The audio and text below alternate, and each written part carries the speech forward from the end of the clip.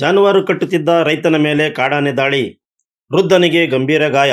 ತಾಲೂಕಿನ ಕಣಗುಪ್ಪೆ ಗ್ರಾಮದಲ್ಲಿ ಜಾನುವಾರುಗಳನ್ನು ಕಟ್ಟುತ್ತಿದ್ದ ವೇಳೆ ಒಂಟಿ ಸಲಗ ಏಕಾಏಕಿ ದಾಳಿ ನಡೆಸಿದ ಪರಿಣಾಮ ರೈತರೊಬ್ಬರು ಗಂಭೀರವಾಗಿ ಗಾಯಗೊಂಡ ಘಟನೆ ಗುರುವಾರ ಬೆಳಗ್ಗೆ ನಡೆದಿದೆ. ಗ್ರಾಮದ ನಿವಾಸಿ ಸಿದ್ದಶೆಟ್ಟಿ ಗಾಯಗೊಂಡ ರೈತ. ಅವರು ಎಂದಿನಂತೆ ತಮ್ಮ ಮನೆಯ ಸಮೀಪದ ತೋಟದಲ್ಲಿ ಜಾನುವಾರುಗಳನ್ನು ಕಟ್ಟುತ್ತಿದ್ದ ವೇಳೆ ಗ್ರಾಮದೊಳಗೆ ನುಗ್ಗಿದ ಒಂಟಿ ಸಲಗ ಏಕಾಏಕಿ ಅವರ ಮೇಲೆ ದಾಳಿ ನಡೆಸಿದೆ.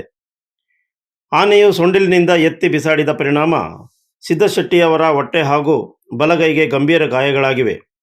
ಸ್ಥಳೀಯರು ಕೂಡಲೇ ಗಾಯಾಳನ್ನು ರಕ್ಷಿಸಿ ಬೇಲೂರು ಸರ್ಕಾರಿ ಆಸ್ಪತ್ರೆಗೆ ಚಿಕಿತ್ಸೆ ನೀಡಲಾಗುತ್ತಿದೆ.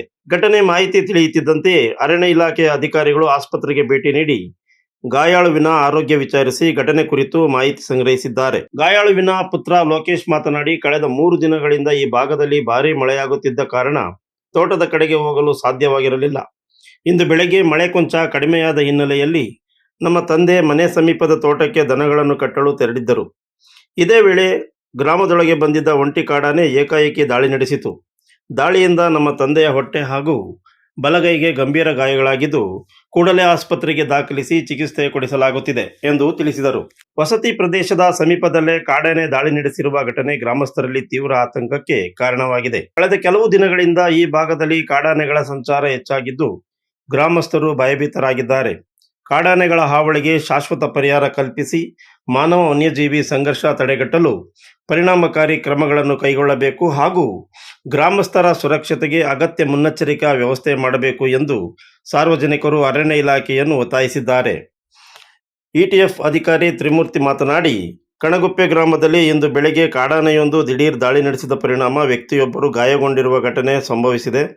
ಇಂದು ಬೆಳಗ್ಗೆ ಸುಮಾರು 9:45 ಅವಧಿಯಲ್ಲಿ ಗ್ರಾಮದ ನಿವಾಸಿಯಾದ ಸಿದ್ದಶೆಟ್ಟಿ ಎಂಬುವರ ಮೇಲೆ ಕಾಡಾನೆ ದಾಳಿ ಮಾಡಿದೆ. ಅದೃಷ್ಟವಶಾತ್ ಸಿದ್ದಶೆಟ್ಟಿ ಅವರಿಗೆ ಕೇವಲ ಸಣ್ಣ ಪುಟ್ಟ ಗಾಯಗಳಾಗಿದ್ದು ಯಾವುದೇ ಪ್ರಾಣಾಪಾಯ ಸಂಭವಿಸಿಲ್ಲ. ಸದ್ಯ ಗಾಯಾಳುವನ್ನು ತಕ್ಷಣ ಸಮೀಪದ ಆಸ್ಪತ್ರೆಗೆ ಕರೆತಂದು ಚಿಕಿತ್ಸೆ ಕೊಡಿಸಲಾಗುತ್ತಿದೆ ಎಂದರು.